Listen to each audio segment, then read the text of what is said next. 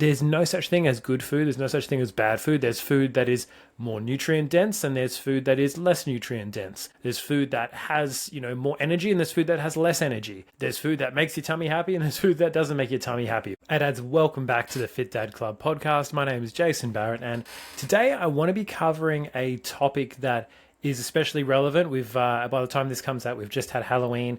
It's a relevant topic around Easter time, but to be honest, it's a relevant topic at any point in time. And this is you and your relationship with food and how that impacts your kids. And there's so much that we talk about on this channel and on this podcast about being a role model for your kids. And we talk about that from the context of your exercise that you do, but also the meals that you choose. But what I want to dig into a little bit deeper is why we choose to have those meals and the labels and the way that we diet and how that is more important than what we actually do. It's not important necessarily what you do, but it's more important how you do it because your kids are going to see that, right? It doesn't matter if you argue or not with, you with your wife. It's not like your goal is not to have no arguments, but your goal is like, how do you argue? And how do you handle conflict and confrontation? It's not about never feeling angry or never feeling upset. It's about how do you handle those? What is your regulation for getting back into it? Because I find we tend to hide a lot of things from our kids and we tend to think, I'll keep it all in.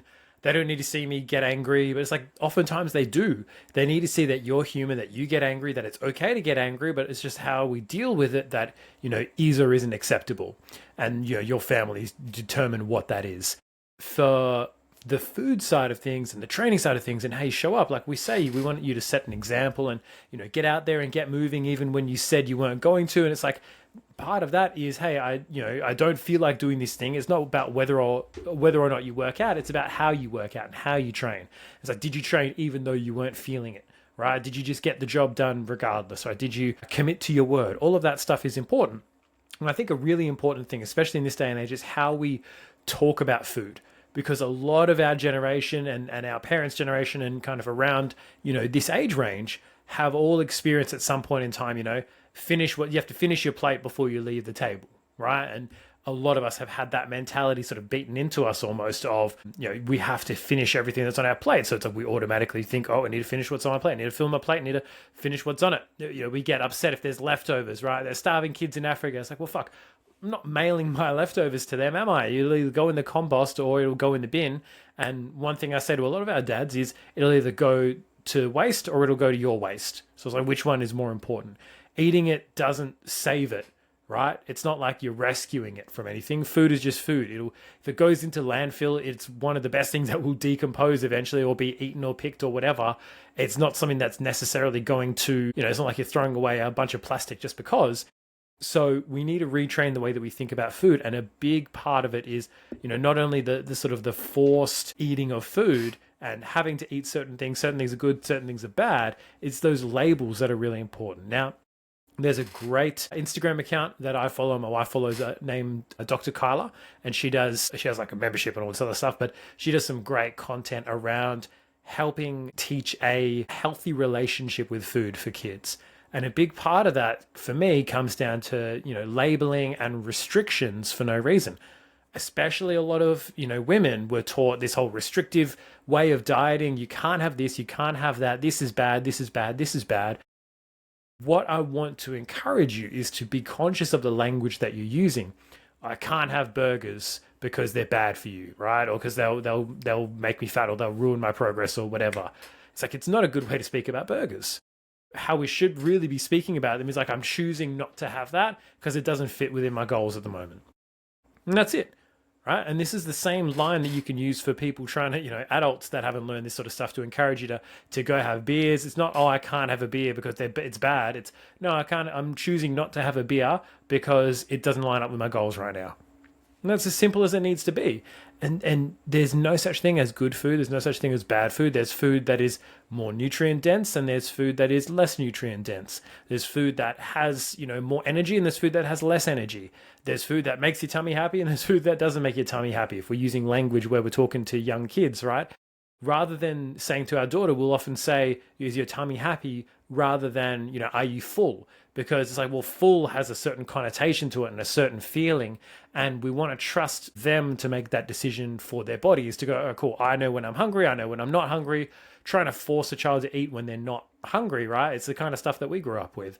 So understanding that, the food rules that we have applied to ourselves, we want to make sure we're not passing those down to our kids. And the biggest one that I want to kind of, to dive into is around the labels. So no such thing as good food and bad food is a really big one. It's not this is good for you versus this is bad for you. And, there's no morality in eating. You're not a good person or a bad person if you do eat something or if you don't eat it. It's just about understanding when certain food is appropriate or when certain food will help you or fuel you and when it won't. And letting kids get firsthand experience with this is powerful. I'll always remember a time where a babysitter let my sister have as much Milo as she wanted. And she put like 5-6 tablespoons of Milo in a cup with like a splash of milk and mixed it all together and ate so much of it that she got sick. And she was like, I'm never fucking doing that again. And so she learned that barrier on her own. And there's a great quote around this. It's, tell me and I will forget. Show me and I may remember, but allow me to experience it for myself and it'll become truth. And that's the experience that a lot of kids have to go through. They have to go through the experience of drinking too much when they get to, 18, 19 or, 16 or whatever it is. They need to know the experience of drinking too much and then throwing up and knowing, oh shit, that's what happens. Or I know my limit now. When you're stumbling around and you're feeling sick, that's probably when you should fucking stop, right? But a lot of people, as much as we want to try and teach them and show them, hey, I made those mistakes too, they're going to try and experience it for themselves. Same thing when it comes to overeating certain foods. Like, hey, having this much Halloween chocolate or this many Easter eggs in a day, you tell me you might feel a bit unhappy after that. They experience it for themselves. Then they go, yeah, you know what? I had 5 eggs this time. I'm not going to have that many because it made me feel sick. Having one, cool, I feel happy. I feel satisfied. Because the other aspect of this is a lot of us had a mentality around food of restriction and scarcity, right? We weren't allowed foods until a certain time. No, you're not allowed that today, only for dessert, right? Or you're not allowed this, you're not allowed that. There's all this artificial restriction around it rather than it's just like, cool, if you feel like having one of these things, you can have one of these things. They're there, they're abundant. And it's kind of a weird comparison, but I'm going to make it anyway because Trav's not here to rein me in today. When I quit playing World of Warcraft, because I was a WoW addict back in the day, I was into it from when I was kind of like 13, 14, 15, and when all of that came out, because I was big into the gaming side of things. One of the things that really helped me quit, and equally my mum tells me about times where she quit smoking, was I didn't uninstall the game. I didn't go cold turkey and say I wasn't allowed to play it. It was on my desktop. And I could play it at any point in time that I wanted to. I just didn't fucking want to, right? They hit a point where I was kind of like done with it, but I feel like if I uninstalled it, I'd be like, oh, I'd really want to get back into it. I'd be thinking about, but I've got to do this. I really want to go back. But by having it on there, I mean, cool, I can play it. I'm not just saying I'm quitting. I just can play it whenever I want to. Let me just gauge if I do or do not want to.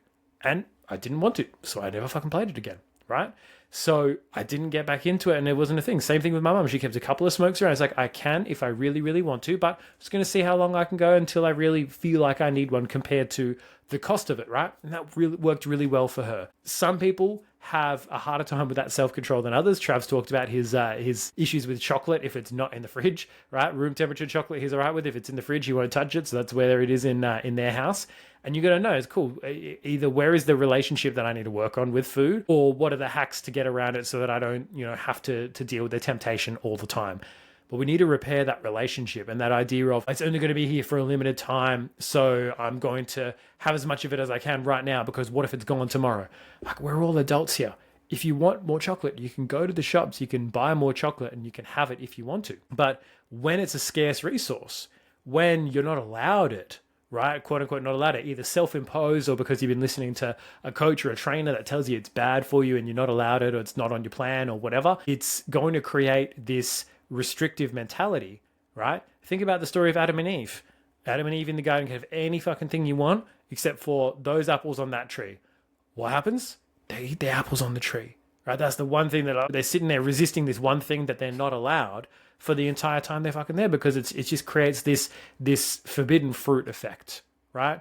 Same thing as us telling our kids not to do something. All they're going to hear is do it, right? So the more you think about what you can't have, the more you're going to want it, the more you're focusing on it. So when it comes to, our plans and our philosophy, what I want you to focus on is what you get to add in, what you are choosing to add, what you are choosing to have. Where's the protein? Where can I get my extra protein from? What can I have that's going to give me more protein? All right, where can I add some more veggie in or some more vitamin and mineral rich, nutrient dense food in to make my tummy feel better, to keep me full, to give me more energy? This is the way that we should be talking about food, not whether it's good or bad, not whether it's going to make you fat. And, honestly, in front of our kids, like, calories doesn't really matter what level of calories, or that has too many calories in it. Just be like, oh, that has more energy than I need right now. Right. And these are the kind of language changes that we can start to make sure that our kids don't grow up obsessing over food, right? Because we've got to battle through that ourselves. We've got to battle through our restrictive mentalities and our, tendencies to overeat and all of these different things that we may or may not be struggling with. We don't want to pass that on to our kids. So we've got to see food as what it is. It's nutrients, it's fuel. Sometimes it's social and it's enjoyment, but we should always be listening to our bodies as to how much we want to be having, how much do we feel like, and making an intentional choice. Making an intentional choice of, I want to eat this thing because of the experience it's going to provide me, because of the feeling I'm going to get in my stomach, because of the feeling I'm going to get the next day when I wake up feeling refreshed and strong, because I've trained today and my body needs the right fuel for it to, to make sure that it continues running, right? Like, all of this is the way that we want to speak about food.